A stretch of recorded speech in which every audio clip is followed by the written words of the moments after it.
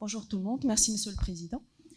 Donc, j'ai le plaisir de vous parler aujourd'hui d'un nouveau concept qu'on nomme la psychose auto-immune. Et donc, pour parler de ce concept, on va le dichotomiser. Qu'est-ce qu'une psychose, qu'est-ce qu'une auto-immunité et l'association entre les deux pour pouvoir avancer sur le concept. Alors, donc, une psychose fait référence donc à un premier épisode psychotique qui est une condition sévère caractérisée par deux symptômes cardinaux que sont les délires et les hallucinations, mais aussi une parole et des pensées désorganisées, un comportement moteur anormal ou désorganisé incluant agitation ou catatonie, et d'autres symptômes négatifs survenant typiquement durant l'adolescence ou chez l'adulte jeune. Alors ces symptômes négatifs, donc ça peut être une réduction de l'expression des émotions, enfin tout ce qui est négatif dans le sens où il y a plus de motivation, le discours est appauvri, il n'y a plus de capacité d'éprouver le plaisir ou une asocialité, et ces symptômes négatifs sont plus fréquents dans la schizophrénie que dans les autres psychoses. Alors vu les conséquences sociales d'un tel diagnostic, la question principale qui se pose, est-ce que c'est une psychose primaire, ce qui est donc la cause la plus fréquente, ou bien secondaire, et on doit déterminer l'étiologie. Donc, parmi les psychoses primaires, donc certaines sont les psychoses liées à un trouble psychiatrique entre schizophrénie, bipolarité, troubles schizoaffectifs et dépression avec caractéristiques psychotiques. Et dans ce cadre-là, on a besoin d'un traitement pharmacologique antipsychotique, une thérapie psychologique et des interventions psychosociales, ou bien des causes secondaires liées à la prise ou au sevrage de drogue ou de médicaments, mais aussi tout ce qui est maladie systémique ou syndrome paranéoplasique ou autre. Et dans ce cadre-là, ça nécessite plutôt un traitement de l'étiologie et bien sûr un traitement symptomatique pour gérer les symptômes psychotiques. Maintenant, auto-immunité. En fait, durant les dernières années, de plus en plus de données ont suggéré des anomalies immunologiques peuvent contribuer à la neurobiologie des troubles psychiatriques, psychotiques, même primaires. En effet, on a des associations évidentes entre maladies auto-immunes et troubles psychotiques. On a des marqueurs génétiques humains associés à la schizophrénie et chez les patients psychotiques, on a retrouvé une augmentation des marqueurs de l'inflammation. Donc, si on associe maladie, auto-immunité et psychose, on a plusieurs facteurs qui sous-tendent cette association. L'inflammation, une susceptibilité génétique, des infections prédisposantes, le microbiote et des anticorps. Alors, concernant l'inflammation, au cours de la schizophrénie, on a retrouvé une augmentation des facteurs d'inflammation, la CRP, les cytokines, les cellules pro-inflammatoires. On a une augmentation de l'activité du système de complément qu'on retrouve aussi dans les maladies auto-immunes. Et même chez certains patients, 12% des patients, dans une méta-analyse, ils avaient des bandes oligoclonales au niveau du LCR. Et ces cytokines pro-inflammatoires, dans d'autres études, ont été associées à un volume réduit de l'hippocampe au cours d'un premier événement psychotique et prédisent un amincissement progressif du cortex préfrontal, donc structure anatomique qui sous-tendent des manifestations comportementales. Deuxième facteur, c'est la susceptibilité génétique. En effet, l'existence d'un lien génétique entre maladie auto-immune et psychose est appuyée par des études d'association génomique. En effet, on a retrouvé que les gènes de régulation immunitaire sont associés de façon significative à la schizophrénie et notamment les gènes du système HLA qui intervient dans tout ce qui est auto-immunité. Et cette susceptibilité, ce qui est génétique aussi, certains patients ont une susceptibilité génétique aux infections qui favorisent et l'auto-immunité et la psychose. Mais dans deux études récentes, le polymorphisme mononucléotide qu'on retrouve dans les maladies auto-immunes n'a pas été retrouvé dans la schizophrénie. Troisième facteur, c'est l'infection. En effet, l'infection est considérée comme le premier facteur déclenchant des maladies auto-immunes, que ce soit l'anémie, la maladie cœliaque, le pemphigus, etc. Et en général, ça survient après un épisode d'infection sévère qui a justifié une hospitalisation. On connaît les prodromes viraux qui précèdent souvent l'encéphalite à NMDA et l'herpès simplex virus qui peut déclencher une encéphalite à NMDA. Et ce qu'on sait aussi, c'est qu'une infection grave antérieure augmente le risque de schizophrénie indépendamment des maladies auto-immunes. Et donc, si on a des patients qui ont fait des infections sévères à répétition et qui sont porteurs de maladies auto-immunes, et le risque encore sera plus grand donc, pour une schizophrénie. Donc là, comment ça se passe? En fait, on a une exposition à une infection virale ou bactérienne qui va augmenter la perméabilité de la barrière hémato-encéphalique et du coup, on aura entrée des cellules immunes inflammatoires et entrée également des anticorps circulants si la maladie auto-immune est associée. Et donc, ça va créer un état inflammatoire du cerveau qui joue un rôle dans le développement des troubles psychotiques et qui a été mis en évidence par l'augmentation de l'albumine dans le LCR de patients schizophrènes. Un autre facteur, c'est le microbiote. En effet, il a un effet important sur les cellules épithéliales de la paroi intestinale et sa composition est impliquée dans les tight junctions de la barrière hémato-intestinale. Et l'équipe de Sévérance a relevé des marqueurs dans le sérum de patients schizophrènes qui indiquent justement qu'il y a une augmentation de la perméabilité qu'il qualifie de leaky gut. Donc, cet intestin perméable va augmenter l'entrée des pathogènes et des antigènes dans le sang, créer une inflammation systémique, voire une neuroinflammation chez la souris, et les deux vont exposer aux maladies mentales et aux maladies auto-immunes. Maintenant, quand l'infection est là et qu'on met des antibiotiques, ça va encore changer le microbiote intestinal, et donc il y a eu des études qui se sont intéressées à donner des probiotiques chez les patients schizophrènes, mais les résultats n'étaient pas très convaincants.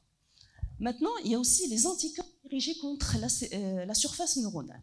En effet, on a retrouvé que les anticorps NMDA étaient significativement positifs chez les patients psychotiques que chez les sujets contrôle dans une méta-analyse de 2014. On a retrouvé également les anticorps anti-GAD qui peuvent donc donner une encéphalite limbique avec troubles psychiatriques. Ce qu'on sait, c'est que la GAD est une enzyme limitante de la synthèse du GABA et les dysfonctionnements des neurones GABAergiques est impliqué dans la pathogénèse des manifestations psychiatriques. On a également retrouvé des anticorps antithyroïdiens chez 13% de patients avec troubles schizophréniques. Et au cours du neurolupus, le taux d'anticorps, aussi bien dans le sang que dans les LCR, est beaucoup plus élevé que dans le lupus systémique, ce qui implique le rôle de ces anticorps dans les manifestations psychiatriques, mais également on a retrouvé des antigliadines à des taux élevés chez les schizophrènes. Bien entendu, on a besoin d'études contre sujet contrôle et avec analyse de ces anticorps aussi bien dans le sang que dans le LCR avant de pouvoir généraliser. Maintenant, est-ce qu'il y a des maladies auto-immunes non neurologiques? Donc la relation entre les maladies auto-immunes non neurologiques et la psychose, cette méta-analyse est partie donc du concept qu'on savait que le lupus, la thyroïdite auto-immune et la maladie cœliaque étaient plus fréquents chez les patients psychotiques. Mais le résultat de la méta-analyse a trouvé une hétérogénéité des résultats de toutes les études qui ont été faites. L'association positive a été retrouvée avec la maladie de Birmer, le psoriasis, la maladie cœliaque et le BAS2. Par contre, l'association était négative pour la spondylarthrite ankylosante et la polyarthrite rhumatoïde. Maintenant, on ne peut pas parler d'auto-immunité sans parler du rôle des corticoïdes. On sait que parmi les effets secondaires du corticoïde, c'est la psychose. Et donc, on a sur une étude danoise qui a évalué le risque de psychose chez les patients qui ont reçu des corticoïdes à répétition. Et on a trouvé que le risque de psychose était élevé essentiellement la première année après l'exposition aux corticoïdes. Toutefois, on a trouvé que certaines maladies auto-immunes peuvent s'accompagner de troubles psychiatriques et d'autres non. Alors que les deux, on traite ces deux avec de fortes doses de corticoïdes, et donc le rôle des corticoïdes dans les troubles psychotiques n'est pas encore bien établi. Donc, en résumé, on a une auto-immunité et des troubles psychotiques qui sont en fait l'interaction entre les facteurs génétiques, les facteurs d'environnement qui vont jouer sur ce qui est auto-immun, avec la production d'anticorps, un état inflammatoire chronique, tout ça va participer à aussi bien au déclenchement des maladies auto-immunes et également de la psychose.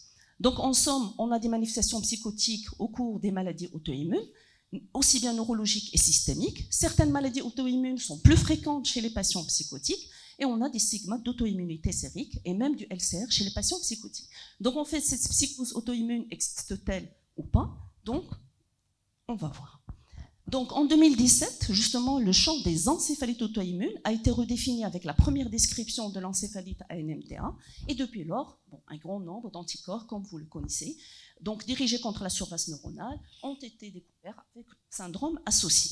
Et comme ces syndromes peuvent s'accompagner de symptômes psychotiques, le concept immunologique des psychoses schizophréniformes a suscité beaucoup d'attention, notamment chez les psychiatres, pour dire qu'on a une psychose qui peut être de cause définie et traitable, effectivement, puisque 85% des patients ont des symptômes similaires à ceux de la psychose primaire, et quand on a et le dysfonctionnement des récepteurs NMDA générés par ces anticorps correspond bien à l'hypothèse de l'hypofonctionnement de ces récepteurs dans la schizophrénie.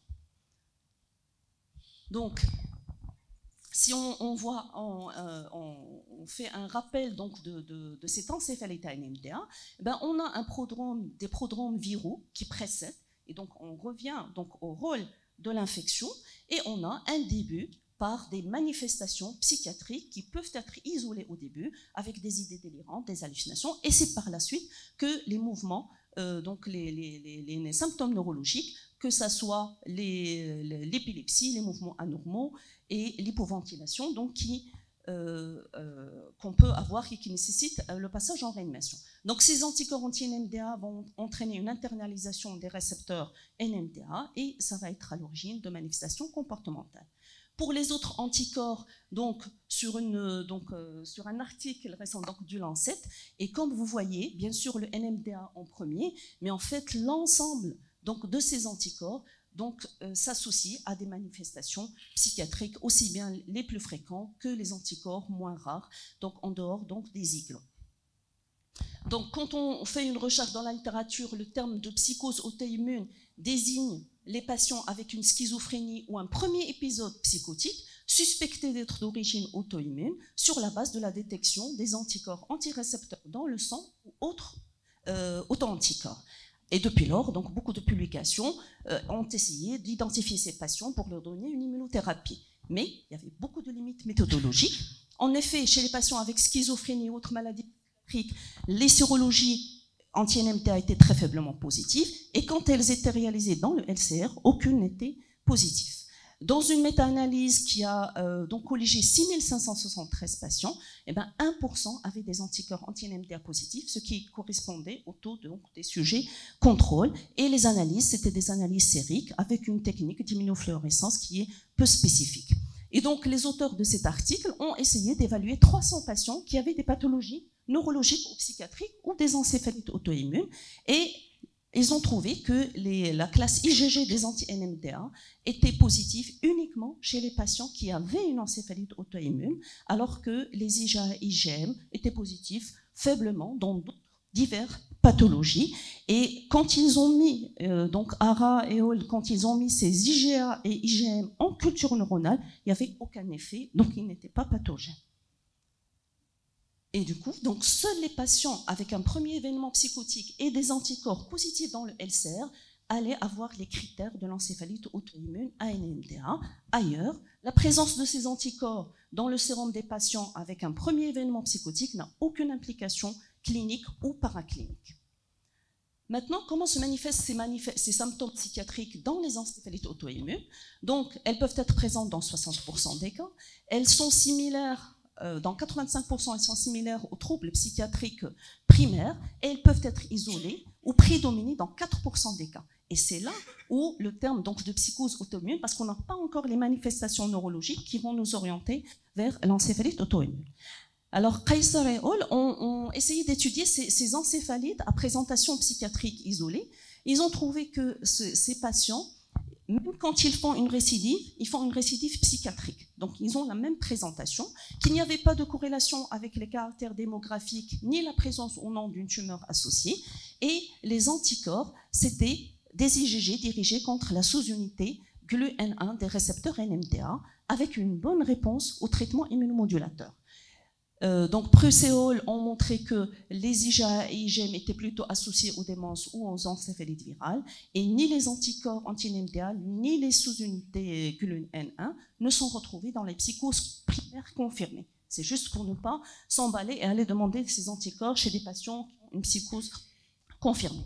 Donc, quand évoquer une psychose auto-immune, devant un premier épisode psychotique avec des drapeaux rouges. Donc, les drapeaux rouges, un contexte de tumeur, la présence de troubles cognitifs, de conscience, de mouvements anormaux, de troubles dysautonomiques, ou bien quand on commence les neuroleptiques, il y a des effets secondaires rapides à ces neuroleptiques, ou bien entendu, on a des anomalies, des explorations.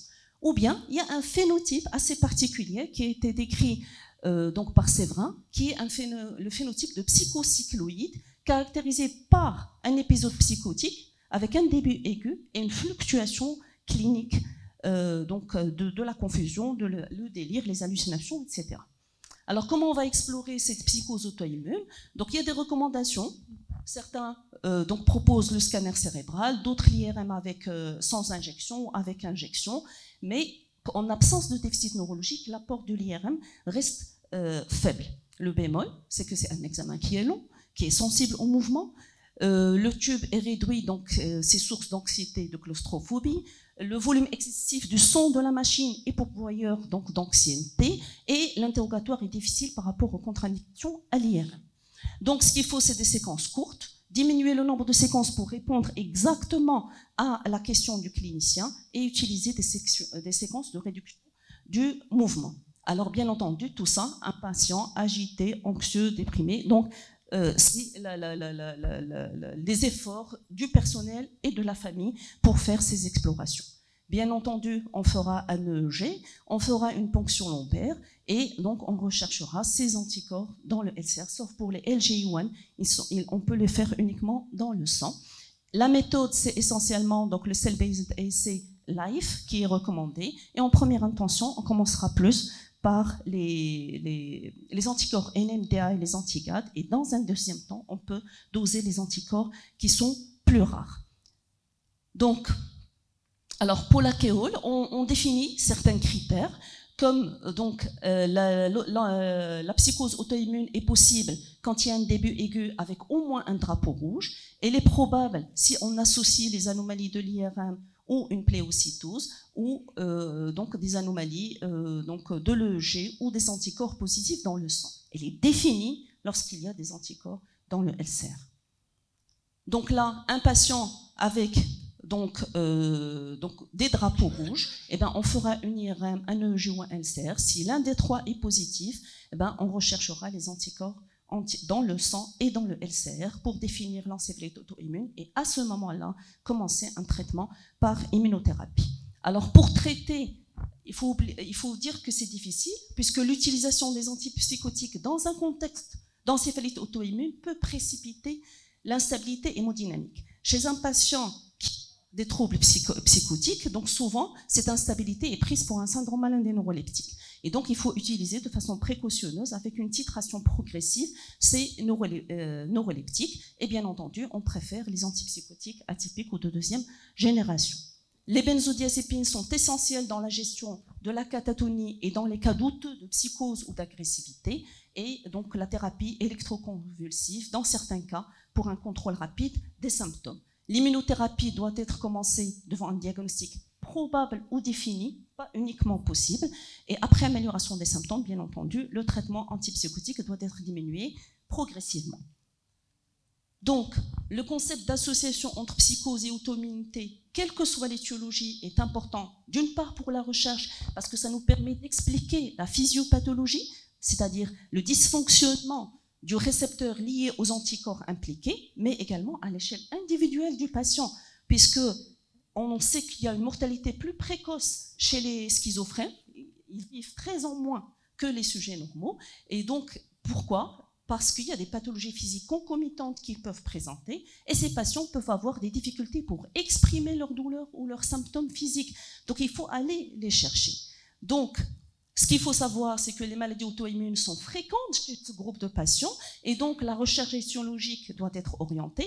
On va traiter à temps les maladies associées et ne pas tout mettre sur le compte des symptômes psychotiques ou les effets indésirables des médicaments antipsychotiques. Donc il faut penser qu'ils peuvent faire des maladies auto-immunes et donc les chercher.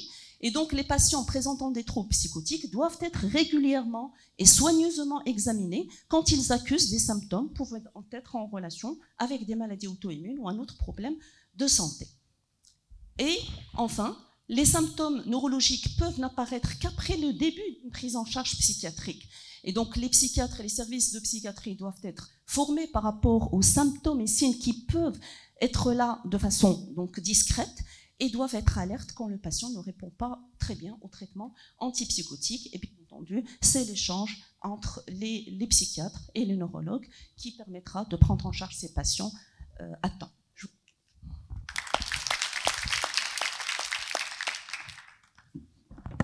Merci pour le temps que vous avez respecté. Parfait. Est-ce une question? Parce que je pense que tout le monde a faim. Oui. Tu as le micro. En fin de compte, je pense qu'on n'est pas. On a bien insisté ce matin lors de l'atelier par rapport à qu'est-ce qui effectivement doit alerter par rapport à l'apparition de troubles psychiatriques. Est-ce qu'ils sont d'origine justement psychiatrique ou neurologique? C'est l'âge. L'âge est très important. Et on sait que l'âge, là, peut différencier, en particulier pour les NMDA, qui sont plus des maladies de l'enfant, par rapport à la schizophrénie, qui est plus une maladie qui apparaît à l'adolescence. Donc je pense que ça aussi, c'est-à-dire qu'il faut être plus alerte s'il y a des troubles psychotiques qui apparaissent chez l'enfant. Ça, c'est plus, voilà, penser à NMDA plus à la schizophrénie.